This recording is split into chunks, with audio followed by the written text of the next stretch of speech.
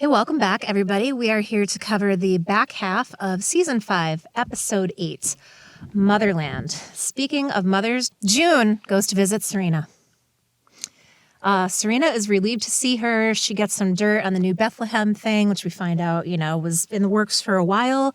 And Serena is trying to pump June for, the possibility of being like a sponsor, an advocate. Do you know anybody? A lawyer? She's super desperate, and she's barking up the wrong goddamn tree, too. But even before we get to that, Serena's first words, "You came." It's the exact 2 words that she said when June came back to the barn to help save the day and not leave Serena high and dry. So, of course, straight away, they're setting the scene that Serena is expecting far more of June than June is ever going to give. Yeah. And I like that they had June show up just to get information on New Bethlehem. Yeah. You know what I mean? I was like, oh, she's there. And then I'm like, she's resourceful. She's like, I'm going to go straight to the source. Serena will know. Mm-hmm. I like it. And Serena's going to talk to her, too, because Serena doesn't have any cards to play right now. So she'll give up info. Yeah. But she thinks that they're friends, apparently, just because June forgave her. But she didn't. Yeah, June did. No, I did not. Nope. We have a bond. We've been through so much together. Oh, yeah, you sure as fuck have. Yep. Yes, we're very imprinted. We get it. June really lays a good scathing insult here, though. I turned the other cheek. Turns out, after all of this, I'm a better Christian than you. Oh, my gosh. Is that the greatest line? And Serena's face. It hits home. It hits home, but Serena, she gets 90% of the way there. I thought she understood the jab. She understood the jab, but I don't think Serena really understood. I don't think she I don't think it hit her in her soul. Yeah. I think she was just like, oh shit, you bitch. I think the shade hit her. Yes. The irony hit her. Oh, for Christ's sakes. June doesn't care. She doesn't have to care. No. She did what she needed to do to be humane and to make sure Serena and the baby were in a arguably safe place. Why the fuck does June have to shepherd Serena through anything? Serena, get lost already. And the remaining 10% that we were waiting for her to get, she gets it now. Because... when she says, how do you live in a house with a woman who is trying to steal your baby? Yes. June's fucking face. Do you know who the fuck you're talking to right now? Oh my God. Great. But Are you seriously asking me that? I loved what it. a brilliant. And Serena takes it home. How did you ever live with me? Mm-hmm. And June fucking tells her, this is exactly how you do it. Here's what you're going to do. You're going to go back in there. You're going to act like a handmaid. But the entire time, you will be plotting against them and planning your revenge. Yes, Serena, that is what she did. Yep. And it worked. Look at what happened to Fred. And look at you now. I love that because that's shades of Larry. Larry said that to her first, and she's just taking what Larry said and throwing it back in Serena's face, which was very interesting as we talk about Larry and June kind of theoretically teaming up in this episode and what their motives are. So I like that line in that sense. I also really loved her body language. The lines are great, but then the way she delivers it to her, oh, that was just really, really, really fun to watch. So pleased. So pleased. And it is just so pleasing to watch her be so pleased. It was perfect. Oh, she basically dusted her. She dusted off her shoulders as she walked away. It was so great. We had talked in the previous episode about how June finally had the closure that she needed with Serena. No. Now she has the closure because she can show. Yeah. She has finally been able to show Serena that I did the right thing. I'm going to continue to do the right thing, but I owe you fucking nothing. And she walks away from this conversation, a vindicated woman holding her head high. It's so fucking good. No, she gets to say I did the right thing despite you. Yeah. Not because I'm your friend. Yes. That was, I just love Serena's face too, when she expects her to reciprocate. I think she really thought since she showed up, like you were saying, that you came again, she's back, she's the one that'll come. Yeah. She finally thought she had a friend, and then she was like, she's my savior, my angel. She ain't shit for you, Cupcake. Yeah. This The end of this conversation also makes June come to a realization about what is important to her. And when June gives this advice to her, listen to me, you cannot help your child if you're not with them. Well, I mean, as those words are coming out of her mouth, she knows what she has to do. I would go back. And she walks on out of there because now she has a mission. Like, she has some direction. Yeah. I feel like, she made her mind up here and she's like, I'm going to figure out how to facilitate this. It's going to happen. Yeah, she's absolutely resolute. Serena, I've got my own kid to find. You can work out your own shit. Yeah. So then she calls up Joey Lawrence. I feel like the way you said she was so resolute. She was resolute in walking out of there, and that transition felt like she just walked straight into his office. Yes. Yeah. I'm assuming he's at the Gilead Propaganda Center. Yeah. Yeah. But see how I make everything work out for you? Ooh, Larry. Larry, June owes you a couple, for sure, as she listed off previously, but we all know that she's a determined woman and would have gotten shit done regardless, because bitches get shit done. Once again, another fucking man. Well, Larry, for the second time, telling her that you can't really do anything without me, or I have a good idea and you should, do what we would do. Do what the men folk would do. We know better. And this is also the conversation where Larry pretty much lays bare everything that weighs on his shoulders. And we also see how he also misses the point. He is trying to tell her why this is not going to be like that bad. Like, you could go there, you could be with her, June. Wouldn't that make you happy? And she's like, no. When she's being raped by an old man twice her age, what is okay about this, Larry? Like, I don't care if it's under the context of Gilead. Like, he's offering her a non-option here. Yeah. Also, that's incredibly optimistic of June to say a man twice Hannah's age. We know Hannah's 12. So they're going to... I know. I was thinking that Shit. too. I'm like, so are we assuming they're only going to marry a 12-year-old to a young eligible man? Like, We know with Esther that that's not even remotely the case. right? So, but one could suppose that a mother trying to cope with that reality, you're taking the potential best case scenario in your brain of like, at least my child will get raped by a 24-year-old commander instead of a 56-year-old commander. Yeah. Oh, sorry, and am I cutting you then Larry's response of Gilead's gonna Gilead, Yeah. buddy. That is I know. not going to I placate know. her. He was misstepping there. I was like, what is happening? He was doing so good with his proposal, and then it was really off in a couple ways. But we skipped over the part that drove me crazy because I had issues. Like, I didn't love him being like, see, look what I did. See what I can do for you. But like, I did just kind of like chalk it up to like he's trying to convince her to get on his team. But I hated the next line when she said, Luke doesn't trust you. And he says, but you do. What can I do to persuade the reluctant husband? And it's like this, again, like Luke had said it several times, I'm not going to let you, you're letting your emotions, da, da, da, da. Like that verbiage has been there throughout this episode. So then for Lawrence to then turn around and be like, okay, what do I need to do to go convince it's just like, let's have the two men talk to each other. It's gross. It's like, that just rubbed me the wrong way so badly when he was like, all right, what do I got to do to convince your husband to let you come play? Like, really? You got to convince her husband to let her? Like, I hated it. Okay. Ooh, I hadn't thought of it like that. What a surprise. I saw it as Lawrence at least respecting that June and Luke are a package deal. Yeah. And he would need to convince Luke to make June comfortable. Or if he can convince Luke of the idea, then he will get June more wittingly. It could be both. It can be both. But it's probably more likely Marjorie's interpretation of it because, Gilead's going to Gilead. Okay. Yeah, that's true. Apparently he was just tripping over himself as he continued on throughout the statements. Because then he says too, Larry, man, everything he said was really interesting. He says, she asks we don't know anything about her life. We don't know where she is. We've got nothing. And he says, I'll see what I can rustle up.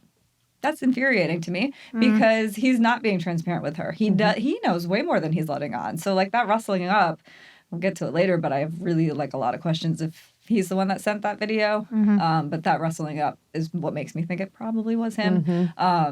But it's irritating because like he was just having dinner with her parents, like her Gilead parents. But so he knows a lot of information, and so that was frustrating. And then he says, she says, stop them from marrying Hannah. And he says, I think that's out of my hands. And I was like, testaments, because we know whose hands that's in. It's Lydia's hands. And we're seeing this Lydia and Larry pairing, and it does make me feel like that could be like Judd-esque, if they're going to pair up together. And so, like if Lydia doesn't have that power now to control who's getting married, I think we're going to start seeing her maneuver in that direction. Yeah, which is fun. Yeah. Well, and June finally gets the opportunity to say point blank to Larry what she thinks of him and his scheme. Fuck you. Fuck you. All the girls and women raped, tortured, abused in a world you created, you sick fuck. I love that. She always holds the mirror up to him. Yeah. And he always, it's effective when she does. It is, yeah. He was teary-eyed. We don't really get Lawrence teary-eyed ever. He says, you think I don't know. You think I don't know the misery I've caused. You think I'm unaware. I was trying to save humanity. I did. I fucking did it. And I got away. It went septic. And he goes on. And I feel like this is probably the closest thing to a real conversation he's had with somebody. Maybe since Eleanor. Yeah. This is some deep shit. Right. He's probably had to say the same things to Eleanor in the past. Yeah. Yeah. I take it all back so I wouldn't have Gilead on my conscience. And he talks, but then he also starts to rationalize it again. Like he's so close to getting there, but then he starts to rationalize New Bethlehem again, and like countries can get better, they modernize, and in 5 to 10 years, and like it'll be a nicer autocracy, a place that doesn't trample on human rights. Larry, we've gone from describing Gilead to describing a utopia. It is so idealistic, and that's what got him into this situation in the first place.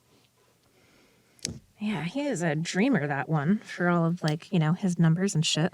I was going to say it might be pragmatic the more I thought about it, because I agree. At first I was like, what the fuck? But then he might not be wrong in the sense that I'm just trying to think of how else you undo Gilead the way he wants to. Like, we know by the end of this episode that there's some military action happening, so that's one way to do it. We know from the Testaments that it's kind of like an inside job. And I think that I feel like he thought about this a lot, obviously. This was his plan. He knows it's on his conscience. And it might just be a pragmatic way of looking at it, of how else do you undo this without pure chaos? Because I'm just trying to think of what it would look like if Larry had the power to turn around and enact whatever he wanted to and take back. You know what I mean? How does that happen? It would be chaos. Yeah. And I think this is his probably very pragmatic and logical way of how he undoes the mess he's in. The frustration is she says in the next line, he says, she says Hannah's going to be a child bride. And his response is, but Nicole will not. And for us, it's like, well, that's not a good enough answer. But to him, it's like, but this is how we can fix it. I just think it's pragmatic. That's what made me think it could be pragmatic instead of. Well, he's looking at the reality of the situation. Yeah. He says basically what you said. It's a place where we wrestle a better future out of an unchangeable past. So he's acknowledging that, I can't do shit about what happened before, but this is how I'm going to try to make it better. But it's never good enough. Everything that Luke has offered up to her so far has not been good enough. Saying, well, one of your kids is going to get raped, but the other one isn't. Not fucking good enough. No. Twello, what he's offered up, also not good enough. A thing that occurred to me about the Twello thing is that they're talking about this military action, and he was so vague about it. The last time that they talked, how is she supposed to know that military action isn't going to, result in her captive child's demise? Well, that would scare me. If there's going to be a military action, well, what the fuck do you mean? Oh, but now you're not going to tell me? Great, my kid's over there. I still can't do anything. All signs are pointing to June needs to just say, fuck all of you guys. You don't have any good ideas, and I have to go get her myself. Yeah, no, I completely agree with you. That was that military raid thing of like, yeah, how do you? Because so many people. I mean, we can talk about the implications at the end of the episode, but like, obviously, people are going to die, and I'm just wondering how many people A from the show are going to die, and B, just like that June knows or cares about, or that like she just knows both sides of it so well. And I thought that was an interesting reaction, and we didn't talk about it because Luke is really excited in that moment because this is huge news for him. That's big movement in all the 7 years, and we did get finally a timeline too. Our calculations are right, 7 years. But in 7 years, he hasn't seen something like this. No, you know, this is what he's been desperate for: is take this military and get in there and get my family, get anyone else's family. Like, what are we waiting for? So now he's finally getting some action, and he reacts like this is, you know, big exciting news. And June's face is a lot more of like, well, wait a second here, because yeah, she's got a child over there, so like military action shouldn't be like that exciting news when you're trying to get your kid out. Right. Because how does that solve anything? It's worrisome. It is worrisome. It's just another layer of worry. Especially someone who's already survived a military strike. Yeah. When she was in the ruins of Chicago and lost Janine during it. Right. Exactly. She's already experienced this. It's, you know, it's kind of like little boys thinking war is cool. Yes. War's not that fucking great when you're sitting in it. And she knows that. She's been in it. Yep. That's exactly what it is. Glad we went back to this. Shall we move on? Let me make sure there's nothing else in here. Before we move on, there's one. No, we're not moving on. We are not moving on. We're Oh not my moving on. gosh, chill out. That's why I asked. You always get so mad at me. I'm like, can we go? You're And you're like, yeah. because when I watch it, I think they're dying. They can't believe this too. And then you're like, we're done. And I'm like, I don't know. we didn't talk about it. I thought we did. That's why I asked. There's. I know we try not to get hung up on light theory or anything like that, but there was a really strong visual moment in this scene with June and Larry sitting across from each other at the board table. And you have the lamp between them at the very end, and behind June was a well-lit row of lights and a window that was well-lit, and behind Larry was darkness. But also behind Larry was the emergency exit sign. Oh. Just glowing vibrant red in this sea of black behind him. I did notice that, but I didn't think about it at all. Oh, man. I didn't even notice it. Yeah. Cool. Yeah, Larry's trying to offer her an emergency exit to basically reunite with Hannah. Yeah. And it would be dire and trepidatious to walk down that alleyway. That's cool. Also, in that same exact same moment, there's the that light that's between them, like the table lamp. Yeah. The actual table lamp, like it looked like it was like clear glass, and it just was fine. The reflection of the table, I noticed that too. It had red in it.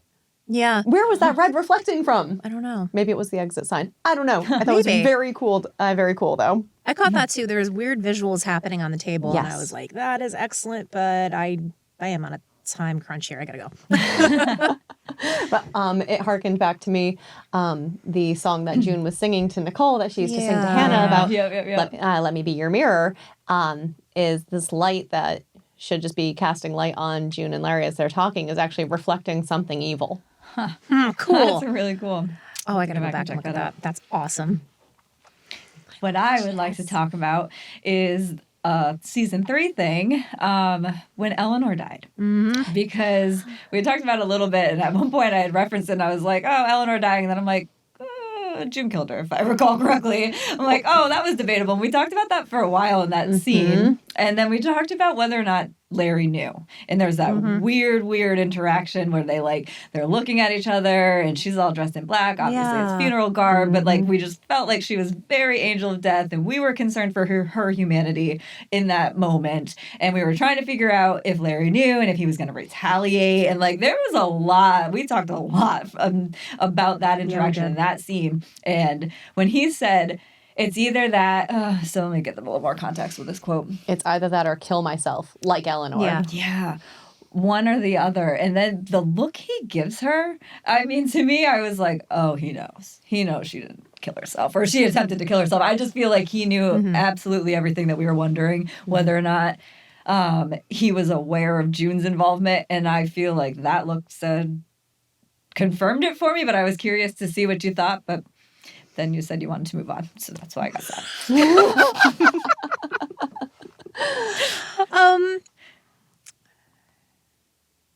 I don't know. I didn't know, really. you'll have to go back and look. I would have to. I'd have to go back and look. I just. Yeah. I feel like I'm gonna agree with Marjorie on this because the look that he gave there, it didn't seem like there was anger. It seemed like it was that sort of like the look and the expectant look that Larry often gives when he's waiting for the other person to give up information. Of just like, like the kind of vacant look of just like, and now it's your turn to say the thing. It's your turn to say that you may not have directly killed my wife, but you didn't get us when you knew that she had overdosed. So, you know. This is a good time for that. Yeah. She gives him nothing. Nothing whatsoever. Yeah, and I feel like it kind of works in this scene too because he was misstepping. You know, he was failing in his like convincing of June to come over. So then like I felt like that was his last ditch attempt to be like, hey, remember when you helped my wife die? I'm really still upset about that. Like, remember, I'm still mourning her. Yeah. I say it every chance I get. But if anything, that would make June trust him less if she understood, which of course she does. But hey, you wanna come here and help me fix Gilead? By the way, I know you killed my wife. No, I think he like because they put him in the same boat of like I don't think he saw it. Well, we hashed it out a lot. We did. In that episode, but I don't think he took it so much as like he was mad about it. Like he kind of understood why she did what she had to do, but now they're forever linked in the way that Serena thinks that she's forever linked with June, and it's a good thing. But yeah, they're forever linked too. But it's not necessarily a bad thing, Larry and June, in this situation. I think it was more of just like, hey, remember when you were in my house and we had to like do all these things? We've seen a lot of shit go down. You and I. So, like, trust me, because, you know, like, I just feel like it harkened back to a lot of unsaid things that they have experienced. Because there wasn't a lot of conversations. Like, remember at the end of season 3 when she leaves and they kind of, like, wrap it up with a handshake? And we're like, I hope that's not the end of them because they're so cool. But, like, that was so much in that handshake that they had never even said through any of the season. It was just through looks. So, yeah. Cool. Indeed. Now we can move on. I'm all set if you'd like to. Are you sure? I mean, June's moving on too because she's night gardening again. That is a thing. I am also a weirdo, and I do that occasionally because I don't get up early to do anything. That's not ever fucking happening. So, I mean, sometimes nighttime it is. Yeah. I don't recommend putting a headlamp on, though, until, like, after it gets cooler because those Japanese beetles will totally bounce off your forehead. Gross. Yeah. Hard lesson learned.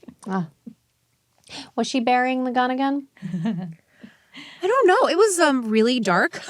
My screener, I guess. So was mine. And I just couldn't really see anything. I didn't think she was burying the gun. I didn't see it, so it could be wrong. But it didn't look too hard because I just assumed that it was I was very hung up on the Eleanor statement, and the transition is straight into June in the dirt. And so that's just an image that brings me back to Eleanor because it's at Larry's house where June buries the handmaid, not with Eleanor's help. Yeah. But Eleanor's always out in the garden. Remember, Eleanor plants the flowers above the handmaid. Yeah. Afterwards, so like it just brought me back to like that imagery. But then it also made me think that we were right about. It's June just kind of trying to get her head right. It's just kind of her place, like, because I'm not a gardener, but I thought it was a little unique that she was out in the middle of the night gardening, and I felt like it was just her trying to be like, let me just kind of process this any way I can. Yeah. There's a voiceover, and it's June. She says, Hannah, are you sleeping? Are you looking at the sky? Then you're looking at the same moon I am. Wherever you are, no matter how far, we share the same moon. They can't take that away from us. Isn't there moon stuff in the Testaments specifically about looking at the moon? I'm doing my reread right now, and I can't remember where it's at. I know I'm not to it, but I feel like we've talked about this before. I feel like it too, and I'm not sure. I definitely didn't have time to like go looking. But something in me was telling me like, this is definitely something that was either Testaments or we've seen it on the show, like, and I really wanted to go hunt around for it. But then I also was worried that I might be wasting a lot of time to do that because it's such a, like, I feel like it's a pretty, like, general notion of, like, we're looking at the same moon. So then I'm like, I might have heard that anywhere. So I need to move on. So, but I do think it was in the Testaments. I think it was in the Testaments as well. Not entirely sure. I've driven a lot of the Testaments out of my mind. Can't wait to rehash it, though. Really looking forward to that in the off season. It'll be okay, I promise. I hope so. It wasn't as awful as I thought. I might just re-listen to our book club series about it. There you go. But I'm not entirely sure, but because I am of the age that I am, what popped into my head was Fievel in America. Yeah. Oh, yeah, my for sure. God. So that's why I was like, am I just getting confused? Nope, just to like somewhere out there in Yeah, in my yeah. brain, and like Aw. she's just looking up at the same night sky as her daughter, and yeah. I was half expecting a montage sequence at that Or point, at but I'm least really glad mice. that they didn't go there. It would have been a little too schmaltzy. Dude, if a mouse just ran across the garden bed, it would be perfect. I'd be like, oh, they brought it home for me. That would have been a nice I would love homage it. for That sure. movie fucked me up. I was so afraid when I was little that when we went to the beach, if I got washed out by the undertow, that I would end up like Fievel somehow. That was a very real fear for me. There was like a whole year I didn't go in the water because I was like, I don't know, I'm going to end up like that's Fievel. stressful. Scarlet. Yeah, Oh, it fucked me up. Good movie though. I'd watch it again. great movie. Anyway, but Luke and June get to watch a whole nother kind of movie because she's received a package. And wouldn't you know it, it's a video. It's proof of life. It's what June had specifically asked for. Wonder who could have sent that. Marjorie, I think you're right. I mean, who else would send it right on the heels of her asking for that proof of life? I know. So in this video, we get to see Hannah dressed in the school purple, walking in a hallway, and we see that this is filmed at the Ross Humanities and Social Sciences building. First off, can we talk about the irony of having a bunch of little girls learn how to be wives at a humanities and social sciences building? You know what I was wondering? What are you wondering? Because I was going to look this up, right? And then, I didn't have time. But then I was thinking, like, you know what? I'm not going to bother because those are words. We don't have words in Gilead. So what if this is a thing that's going to get scrubbed and it's not going to show up in the final airing? But there's no notes. So I'm thinking they're going to leave it there. Oh, that's a good point. That It didn't is a even good occur to me. point. Huh, that's funny. Well, So where is the Ross Social Sciences? the Ross Humanities and Social Sciences building is part of York University's Keele campus in Northwest Toronto. So I'm thinking that off of that theory, they might scrub it simply because it's abundantly clear that it was filmed in Toronto. All you have to do is a Okay. quick Google search.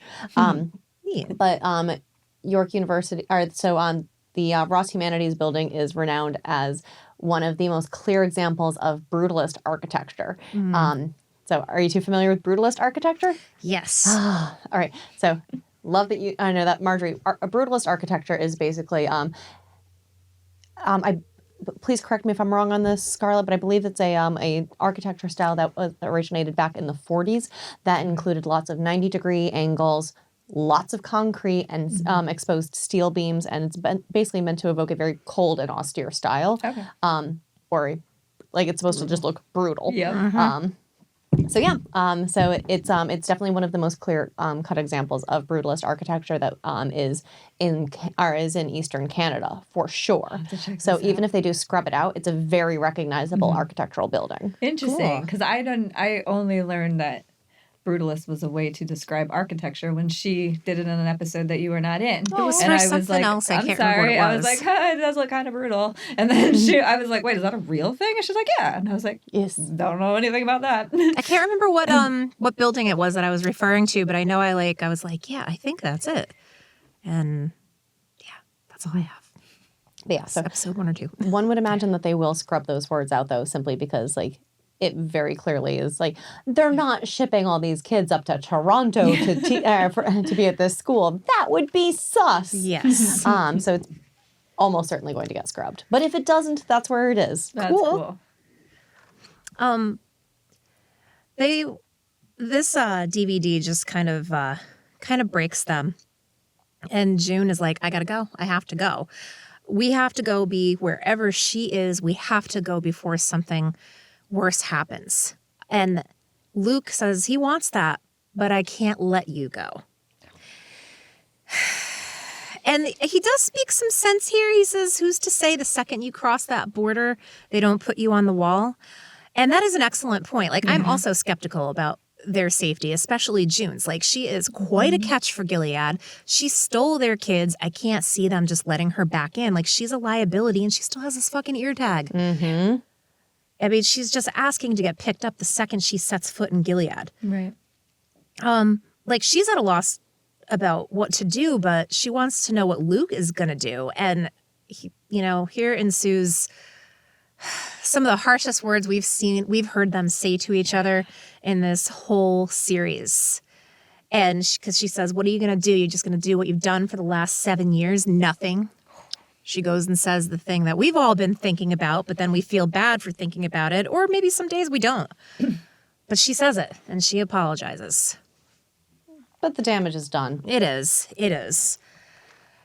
But at the end of all this, and this really got under my skin, is when he says to her, we're never going to be enough for you, are we? I know. That wasn't fair. How are any of you going to be enough for her? Why is this enough for you, Luke? Like, yeah, no fucking shit. I don't understand why you're struggling with the fact that June at least... That June will never be whole as long as she knows her kid is a few hundred miles away, coming of age in a place where children can be mothers. Like, I know that you struggle with that, Luke, but, like, it's not a matter of enough. What a weird thing to say. Enough to keep her there. I hear what he's saying. Yeah. Because I think he sees the other side of it, of he thought he lost them both to Gilead. Mm-hmm. Totally understandable. And then June came out. Yeah. And for him, I think he's saying, if I never get Hannah back, you getting out is okay. That is enough for me. Because I think he even says something to her like that when she's like, I'm sorry I didn't bring her back. Yeah. And he kind of says, you being here is enough. And so I think what he's saying to her, like, I don't think it's fair. I didn't like this. Like, if I was June, I wouldn't have felt good having him say that. But I understand where he's coming from in terms of, I just think he feels like it doesn't matter how happy she is with him and Nicole, they will never be enough. And I think that statement is true. And there it is. Yeah. So he said it out loud, but I think they all agree. They're never going to be enough because she's not going to be able to go hold Nicole and think about the child that she can't hold and not know if she's okay. Right. Yeah, and it was a harsh thing for him to say, for sure. And probably was driven by the fact that she that sentiment is coming very fast on the heels of, like, what are you going to do? Like the same thing you've been doing for the last 7 years? Nothing. Like, they're both spitting venom right now. They are. It's definitely, I don't know, it's just one of those things. I mean, you're together with somebody long enough, you're not going to say nice things to each other. And that's what I loved about it. Especially like it's a high stress situation. I mean, notice how they came together at the end, and she still cried into his neck. Like, we just still said shitty asshole things to each other. We're in this terrible situation, but you're still going to be the person I'm going to hang on to and, like, cry, and then we're going to move on with our lives and maybe be able to accomplish what we need to do. Yeah. And she has a breakdown and says, and echoes the same sentiments that she echoed when she was in the boat and they first see each other. When she's in Canada, is, I left her. I'm sorry I don't have her. I abandoned her. I abandoned her. I left her behind. I have to go back for her. I have to. I left my baby. This is going back to the very first conversation that they have had in present day of just, I'm sorry I don't have her. Because I think, and we had talked about this in that episode, June equates that Luke is only going to be happy with her if she's brought Hannah back. And for Luke to say, we're never going to be enough for you, is sort of his way of saying, like, I understand, I want her back too, but better in the absence of best. Yeah.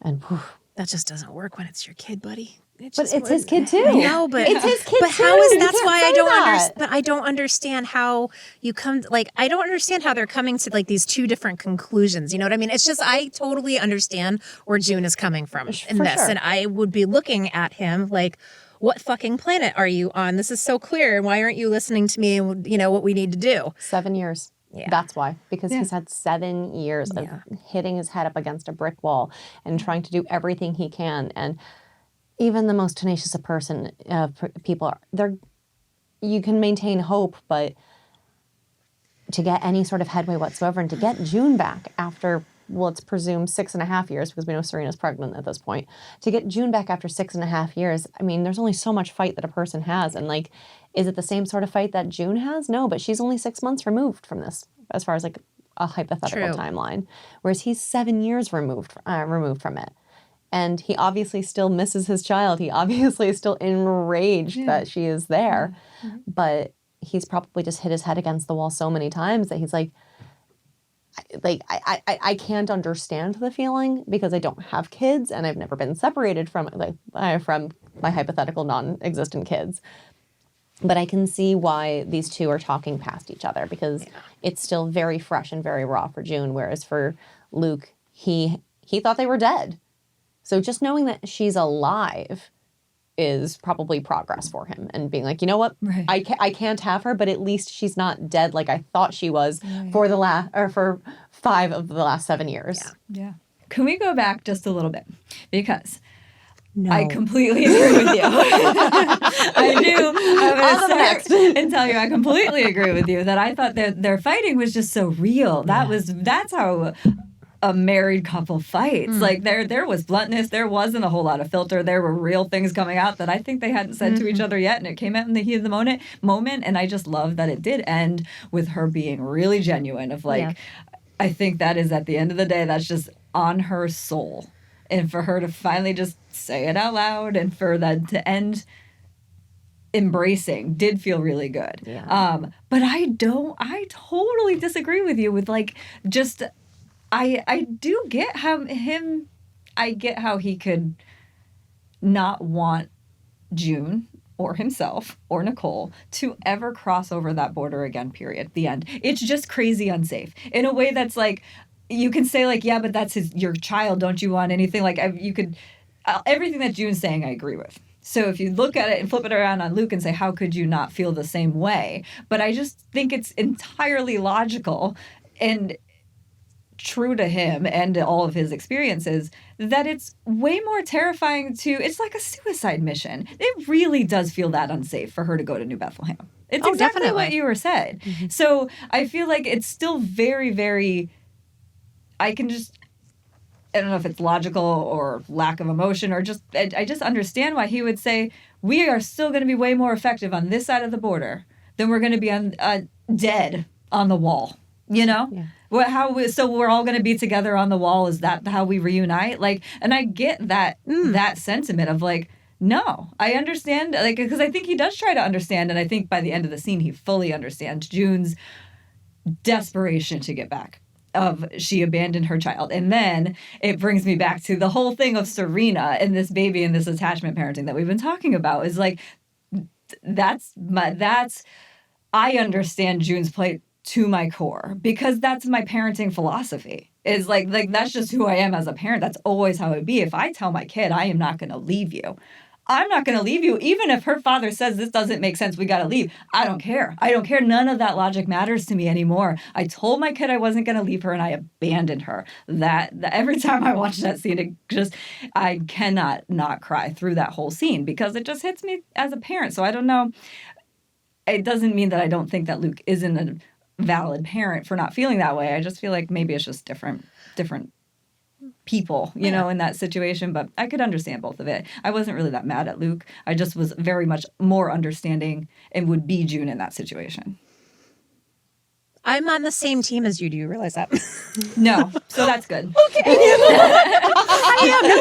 I'm like, yeah, no, Luke is definitely, he was speaking some fucking sense here. Yeah. Like, I totally get it. But what she's trying to show them, again, mirror girl over here, is that everything you motherfuckers offer up doesn't work or just isn't good enough. So I understand her compulsion to be like, fuck you, you don't know what you're talking about. Yeah. I'm gonna go do this thing that seems like the surest bet because it's always worked for me in the past. Yes. Mm-hmm. Cool. Then we're good. Yeah.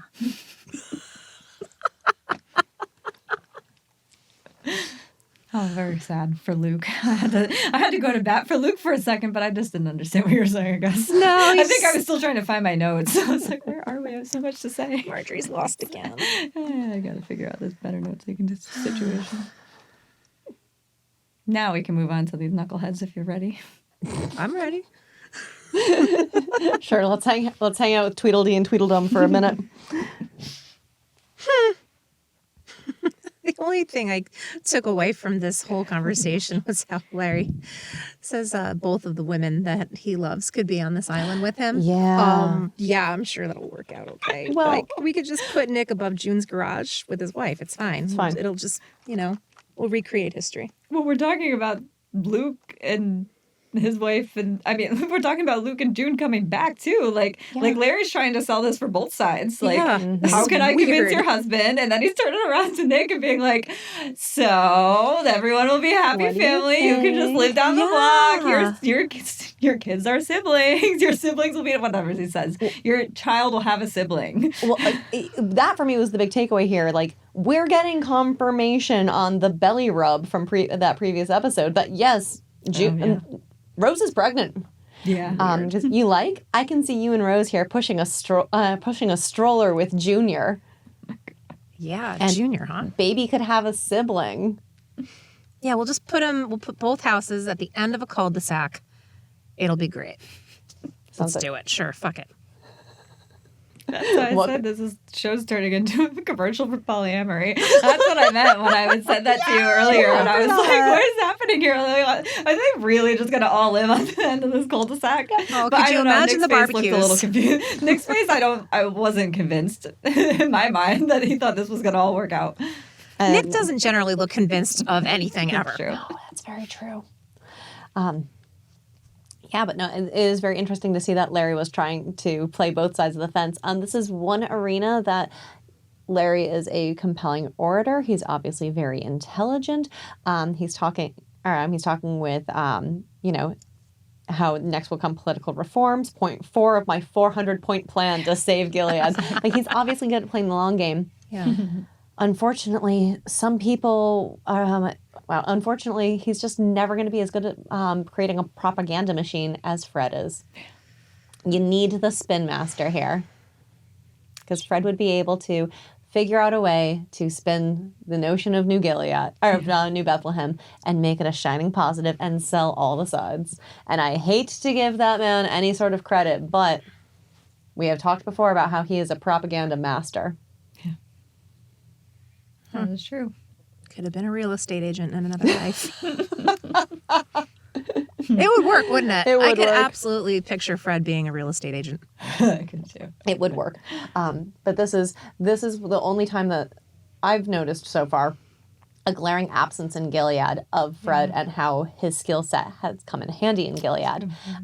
Without Fred, they are sort of at a loss for how to create this image of themselves across the world. And Larry has brought it up several times about how we need a message. We need a strong message. We need to make ourselves look good.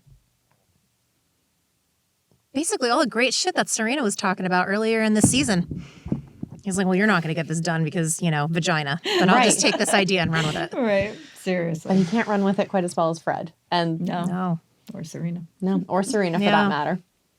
Yeah, it's a good point though. They really are failing in this whole optics thing because they've kind of given up on caring. They're like Yeah. Putnam's, at least from what we've seen of it. There's the Larry side, and then there was the Putnam side. That's so what? Close the borders, let it die. Won't be my generation. It's fine. He literally didn't care. How very Republican of him. Yes, seriously.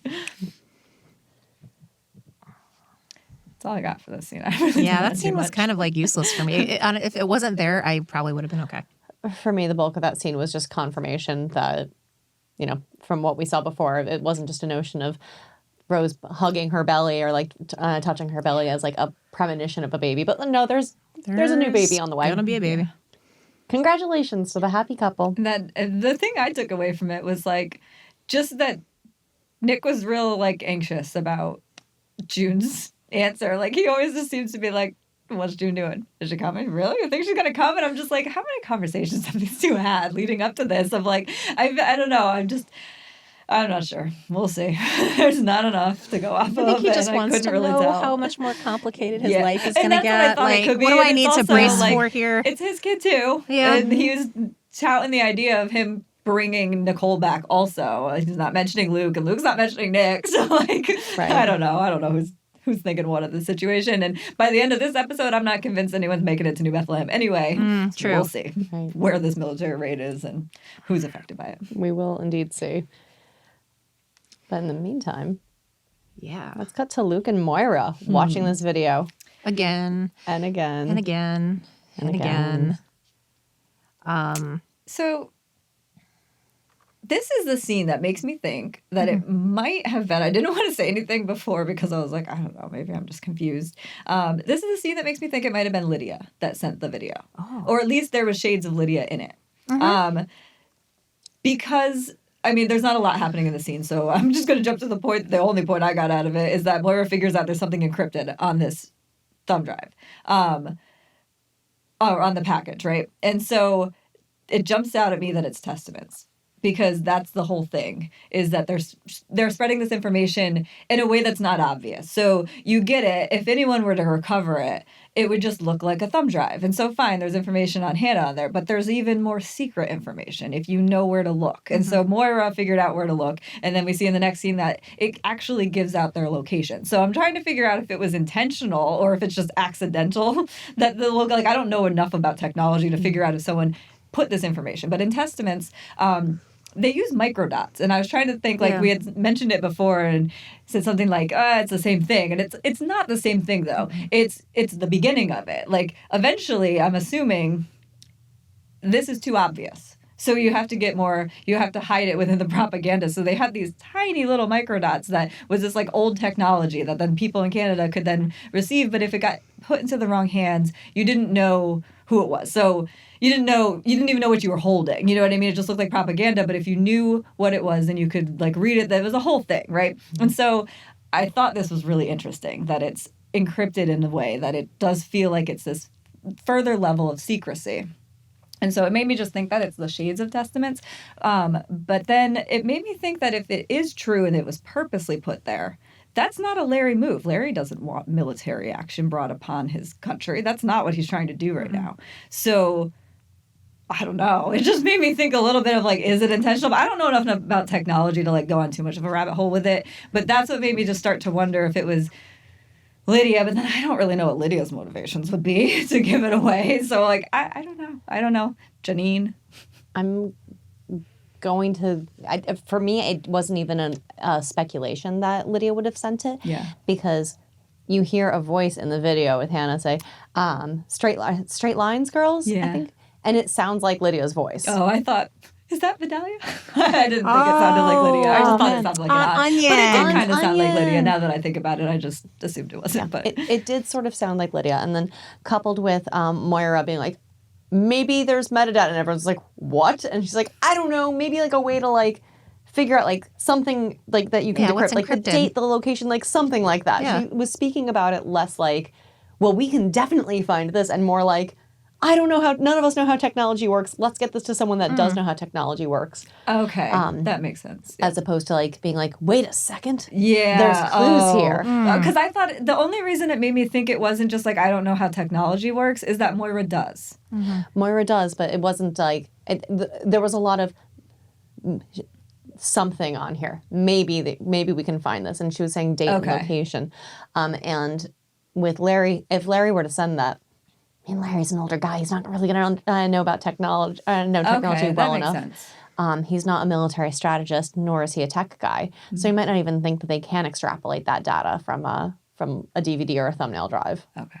Would be my guess. So, and then to be clear, I just want to say that I did, as I started down this rabbit hole, that's when I never finished on like Lydia sent it, because I'm like, well, why the fuck would Lydia send June anything? True. So then I was just thinking it's June Osborne. Like, literally anyone could have sent her this. Like, and so I'm just trying to figure out, like, who could have, like, yes, Larry is the obvious choice. He says, let's rustle it up. She asked for the proof of life. But then I'm just like, I don't know. I don't know if this is Larry's best move. And so it just made me think, who else could have possibly sent this or took it, because it's very clearly like they're trying to get her to look at it, the camera, in a certain way. You know what I mean? Like, it all just felt very orchestrated, and she stops for 1 second. She turned, I don't know. It's Nick. It could have been Nick. It could have been Nick.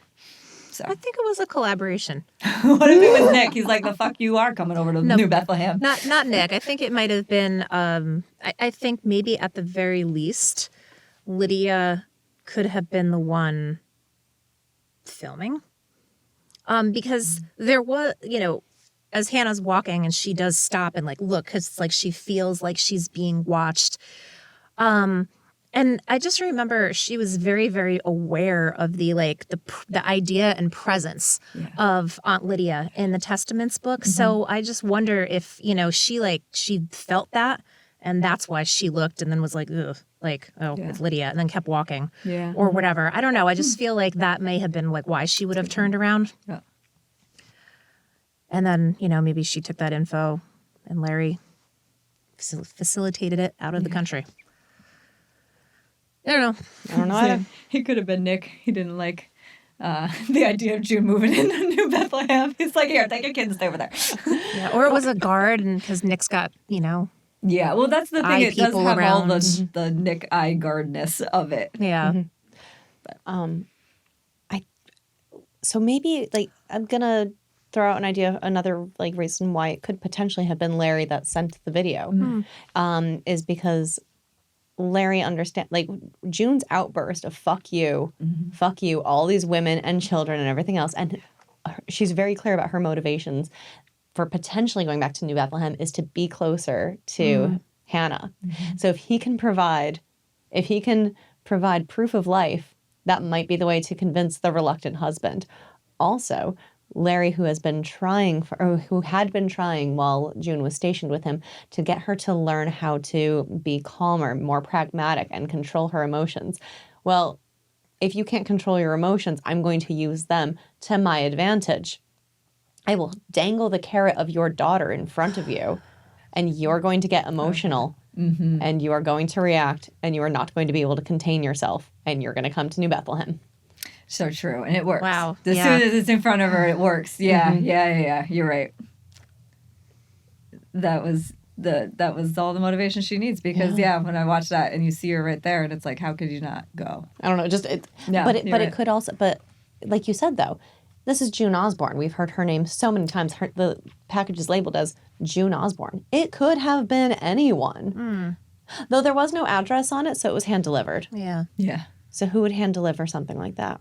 What if it was Nick dressed up as an eye at the school that took the video, and Hannah remembered him from back in the day when he brought her to them, or when they were all at the Mackenzies together. I'm trying to remember. Did she ever see him? And that's why she was like, "Hey, that guy!" Like she pulls an Esther. Yeah. You know what I mean? Yeah. Like, why do I know you? Yeah. Because Nick turns up in the damnedest places. It's got to be someone that she recognizes, though. You're right, because she's obviously familiar with being around cameras and being videotaped. Look at Fred's funeral. She acts like a natural in front of the camera. Yeah. So to be that displaced and that she falls out of line while being recorded, it implies that someone of import was recording it. Well, speaking of sinister, though. Oh, boy. Serena goes home, with air quotes, to the Wheelers' house to be with her baby. But first she has to apologize to the Wheelers, who are very butthurt. Well, Alanis is very butthurt. Mr. Wheeler, you may speak. Yeah. Ugh. He doesn't care. Alanis is just perpetually miserable. Can't blame her. Her life pretty much sucks. I don't care how nice her house is. She chose it. Yeah. But for somebody who is perpetually miserable with motherhood, who now has the actual mother in the house, she is still going to keep all of those duties of motherhood. I know. And Serena is going to be a glorified wet nurse to her own kid. How wonderful. I'm sure this will go just fine. Of course, it'll go wonderfully. Serena did a great job of, the blame is entirely on me. And then when Mrs. Wheeler was starting to get snappy, Serena, who of course understands the inner workings of Gilead better than anyone, shuts her down immediately with a praise be. Yeah. She did do that really well. She's praise be. She knows how to debase herself in front of her jailers. She knows what's up. Also, she knows exactly how to put the kibosh on that conversation. Yeah. Because Mrs. Wheeler was starting to get a little bit hysterical and a bit emotional, which is behavior unfitting of a new mother. She needs mental toughness. She That's what does she need needs. some mental fortitude. Oh, which Serena shows in this moment that she has that mental fortitude until she hears the baby crying.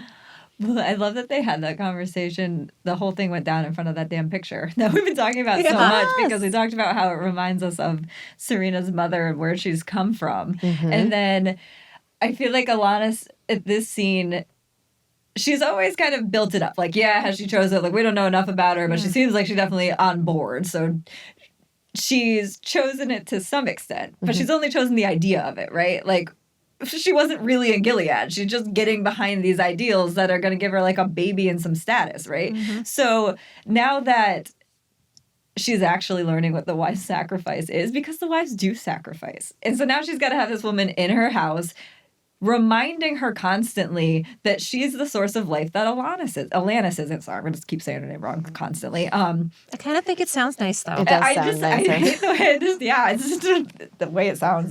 Sorry. Alanis sounds darling. nicer. Alanis. Atlanta, it sounds the same. Okay, I can remember that.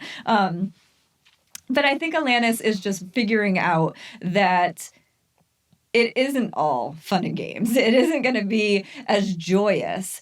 And I'm assuming that Alanis came from a very similar family than to Serena's. And she's been told her whole life also that your only worth is to be a mother. So that's why she doubles down on it, as I still get to be the mother, because it's the only way she's ever going to feel important. I'm sure it's the same thing. You know, we're just seeing cycle after cycle, and it's like, break the chain, ladies.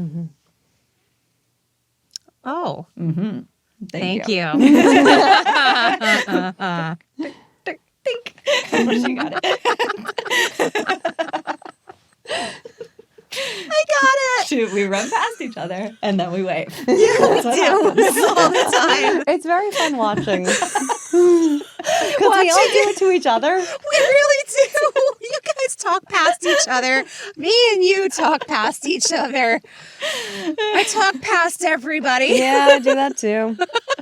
Real I talk fun. past myself. I start my sentence. And then I'm like, nope, start over. I disagree. Let me try that again. Strike that reverse. Yes, exactly. Sometimes I've convinced myself of a new side by the time I finish talking. So because Serena did what she was supposed to do and offered all the placations and put all the blame and the impetus for the incident on herself, she's afforded the opportunity to be reunited with Noah, and she sprints up those stairs. So sweet. Oh, All those I goddamn actually stairs. wrote that. She sprints up those stairs when she hears the baby crying. All those stairs. All those stairs. I feel like they should have stuck with the stairs a little longer, because we were talking about how it's got to take her like fucking 10 years to get down from her like attic space that they're Yes. keeping her in, you know, as a pregnant person. So I want to see her sprint up like the same 10 flights of stairs to that baby. She would have been dying by the time she was up there. Absolutely. She would have taken the pause outside of the door, not to ask permission if she can go inside, but because she needed to catch her breath. She Yeah. had a cramp. Was this the same room that the birthing unit was in? I was thinking so. It only occurred to me know. just now as you talked about her being outside the door, and I was like picturing the lock. And so, yeah, it does Yeah. feel exactly like the birthing Yeah. suite, and that would make sense. Yeah. Birthing suite out, nursery in. Makes sense. I mean, the paint color is what harkened it to okay. me, but I didn't pause enough to really Yeah. look back at it. But in any event, the nurse that was in there, to her credit, says he's been waiting for you. That's so That was really sweet. I love that so much. I know. That was really great. That was She's so sweet. She finally gets her like nice moment. Like Yeah. we've joked so many times that like Serena's never gonna have any nice moment throughout this pregnancy that she's wanted for so long. But like this reuniting with her son was really, really sweet. yeah. And beautiful. And it's just like, you know, the sun pouring in. And she looks, when she looks happy, she does look so childlike. I know you said it in the past. And like, Yeah. she just has this like, I don't know, she was just so sweet to see them like looking at each other. Yeah. His face, her face. I loved it. That's all I got. Maybe this baby will motivate her to actually do some useful fucking work helping people. Maybe. Her nursing that baby. That was cool. Because, that. do you remember when she tried to nurse Nicole and it was like wrong in all the ways? Yeah. Because, Yes. you know, it was Serena and it was wrong and she was trying Yeah. to make herself feel better and she wasn't making anyone feel better. Yeah. Right. But yeah, so that I was happy that she got to have that connection in that Yeah. moment with this child finally. Yeah. And that his because in the barn in the our previous episode, June had asked how his latch was, and Serena said it's strong. So it's nice Yeah. knowing that even with being removed from each other for a month, that his latch is still strong. That's true. I'm calling bullshit on that baby having a latch at all. I know. That's what I'm thinking. I'm like, my That has- baby didn't have a latch No, that is after a like month. one of the first. I mean, yeah, not every baby is different, but Yeah, that is like yeah. one of the first things that they tell you that like if you are out of the gates, if you're breastfeeding, like you don't offer bottles, you don't offer nipples and stuff like that because, you're trying to get that shit established. But that baby has been without her for like a whole ass month. And I'm just like not hopeful that he's going to be like, would happen. No. I remember this boob. Right. And then like latches on. Unless they have a wet nurse in there, no. Yeah. Right. Which they could. They could have. Yeah, totally. If they had a wet nurse, though, why would they need to go to the detention facility to get her milk? Oh, true. No, yeah. Never I mind. guess they Scratch that. Okay. And I don't. No, that's perfect sense. Yeah, that's the answer. Good point. I knew something about babies. Yay! In all honesty, the question was more of confusion of like, wait, do wet nurses not produce enough milk to provide? Is that a thing? Yeah, sure. Anybody I who's suppose, producing in milk theory, might not but- be enough. So, Okay. yeah. Be better, wet nurse. It's your one job. Yeah. Just kidding, wet nurse. That doesn't exist. Shall we go back to the Osborne house? I mean, if sorry. Noah's having dinner time, then let's cut to everyone else having dinner too. That's an awkward dinner. Yeah. People don't really like each other at this dinner very much, I don't think. But thank God for that phone call. It's Luke. Luke answers. Rita is checking in. They haven't heard anything from Twello. And June's like, well, I'm eating dinner. It's time to get apples. Yeah, apples. Gotta As get one apples does. because baby needs the apples, so I'm gonna get the apples. This felt very much like all right, I'm gonna go run out for cigarettes real fast. I'm gonna get the cigarettes and just stay here. I'll be back for Wheel of Fortune.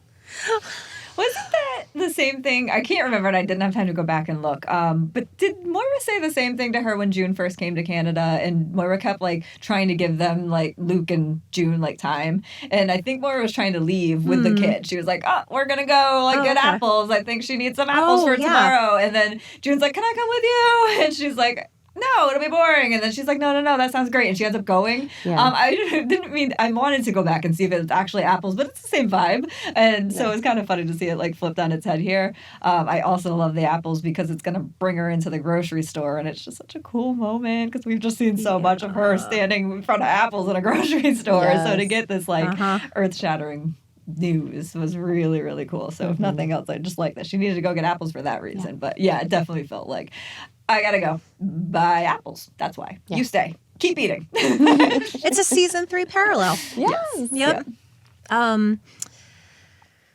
So June gets this phone call, and this is crazy. We don't hear all of it, but the general gist is that they found her. They found her wife's school. They know where she is. There's lots of moving parts. Blah, blah, blah, blah, blah. But whatever else he said, it made June functionally useless. Yeah. It's like when Emily, when Sylvia got the call from Emily and she stopped traffic in the middle, all of a sudden nothing else matters. In that moment, your world just stopped and nothing else is going on but that. It's so cool. I love it.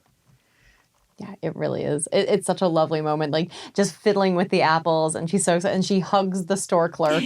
Yep. And walks out, and the Cure's song, Just Like Heaven, starts playing, and June picks up her steps and she starts running joyfully, which reminded me of season 1. We haven't seen her go for a I was jog. thinking that too. Yeah. It's whoa, and the coloring is similar. Yes, and she's. I'm amazed and thrilled that she went home.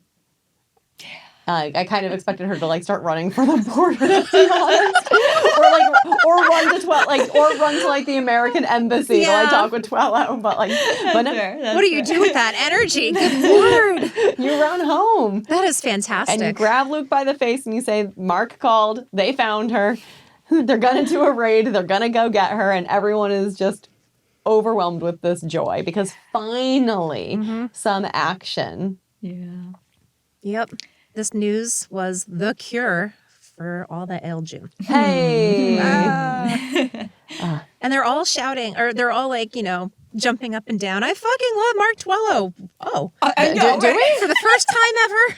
It's wow. Mark's I did something right. That's so funny. But there's no way they're going to leave us to feel happy No, about this. We no, all know I this is know. going to be Of course not. friggin' This terrible. feels just I too don't early. even. This I'm is kind gonna of be terrified bad. of what 9 and 10 are going to bring us Of now. course. I know. We've got things like raids. We've got Hannah potentially getting married. I mean, I just. I can't. I don't know what they're gonna do in the next 2 episodes, but I'm pretty sure that it's gonna thoroughly mindfuck us. Yeah. Almost certainly. I expect it. I'm excited. Before we get into those predictions, I got to do the music thing. Yeah. So the song "Just Like Heaven" is by the band The Cure. Very familiar lick. The song was originally written about a trip that Robert Smith took with his then girlfriend, but the woman who became his wife. Some of it doesn't matter, but the chorus for me is what really matters here. You, soft and only, you, lost and lonely, you, strange as angels dancing in the deepest oceans, twisting in the water, you're just like a dream. And immediately my brain goes to the aquarium. Yes. And those aquarium sequences Yeah. constantly. Oh, that's really cool. Yeah. There's another line that says, I opened up my eyes and found myself alone above a raging sea that stole the only girl I loved and drowned her deep inside of me. Oh, damn. Oh boy. So the song is upbeat and it's like super fun and happy, and you're like, oh my gosh, and then you hear the lyrics, you're like, well, fuck, that is a little bit darker. It's The Cure. We expect this of The Cure and Robert Smith, one of the most depressing lyricists of the 80s. But yeah, there's definitely some dark imagery that harkens back to all of those flashbacks that we get of Hannah throughout this, and how June feels about Hannah at this moment. I really enjoyed the final scene of this with Hannah gardening. Oh, yeah. I loved that because it's a mirror of June gardening earlier in the episode. Yeah. And she just looks so happy and thoughtful, and she looks up at the sky, the same sky that June is probably looking up at. Yeah. And it was just a nice way to connect those two things. things. I really like that imagery too. It did look very similar. Like even like the garden box was very similar. I'm like, do all garden boxes look like that? At least it felt like. Don't quote me on it, but it felt very, very similar, and it was beautiful and nice because it kind of just like, okay, they're so close. It's that same imagery that we were talking about at the beginning of like the birds and the water just kind of inherently makes it feel like they're just so close because we remember her coming over too.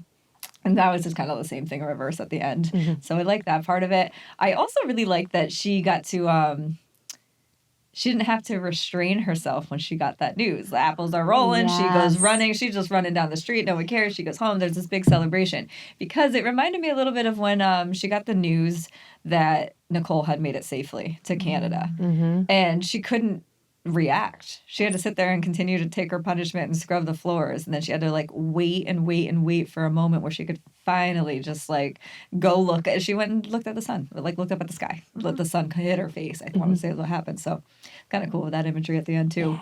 But yeah, it was just really nice that she could just go and run without having to like be in the claws of Gilead, but yet she's going back. Yeah, I'm glad that you two also kind of felt like that doom and gloom of there's no we're not allowed to have anything nice for the show. Not in episode 8. Yeah, we're allowed to have like nice little bits of banter and funny like funny reprieves for just a brief moment, and like do you have an irony deficiency? We thank you for all of those, but there's no way that any of this is going to end well. I know. Oh boy.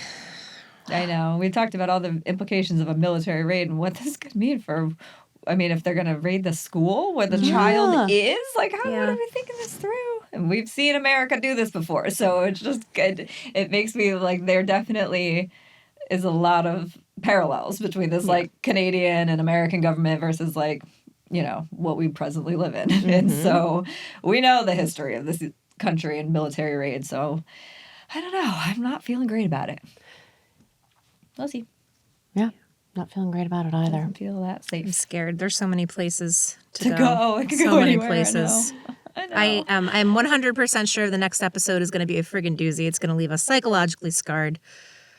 Looking forward to it, Bruce. Do you know what I really wanted? I definitely like showed my hand a little bit. I'll tell you what I did. I was thinking about like, oh damn, like who would die? Do you know who I thought would die? I was like kind of okay with it for a second. I was like, well, that'll make things easier. Yeah. Rose. I was like, oh, hi. Nick was. I know. I'm like, oh, I totally am Team Nick. I can't even like, because I'm like, damn, we're never going to see that pregnancy come to fruition. But that was just my first thought. But I was like slightly fine with it. I was like, that'll make things easier for June and Nick. I wonder if somehow they'll try to do like a, because we always thought that like Larry was going to be like our Judd substitute. I'm wondering if some of the things that happen with Judd, they would farm out to Nick's character because we know that Judd had, a bunch of wives. We know, I think a couple of them died in childbirth. I was thinking that So too. I just wonder. Yeah. I wonder about that too. I don't know. Yeah. Farming that out to Nick does seem like it could potentially happen. Not in the same way where he's like, I don't know. Like, yeah. There's a lot to get Captain into. Pedophile. No, Yeah, it's a whole other thing. Like, we'll get into that because I have thoughts, but it's not I mean, in this episode. It's an option. Exactly. You did mention that, like, Judd is supposedly the commander of the Oz. Yeah. So, Huh. I don't know. Could be there. I don't know. That's all I got. Yeah, that's all I got now too. I mean, I'm very excited for the penultimate episode to see who lives, who dies, who gets blown up to smithereens. It's gonna be so good. I got nothing I'm else, excited. ladies. I got nothing else for this episode other All than right. I'm ready for the next one. We're so ready for the next one. I got nothing else either. All right. Well, I guess with that, we're going to peace out. Remember, midterms are 2 weeks away. Go get out there and do what needs to be done because we're fucked. Yes. Yes. Just please, for the love of God. Yeah. Yeah. I think we started this podcast on the premise that The Handmaid's Tale was not supposed to be a field guide for the for the alt-right, and yet Here we are. here we are. Yeah. So, get out, phone bank, call, vote, vote, vote. Compel your neighbors to vote.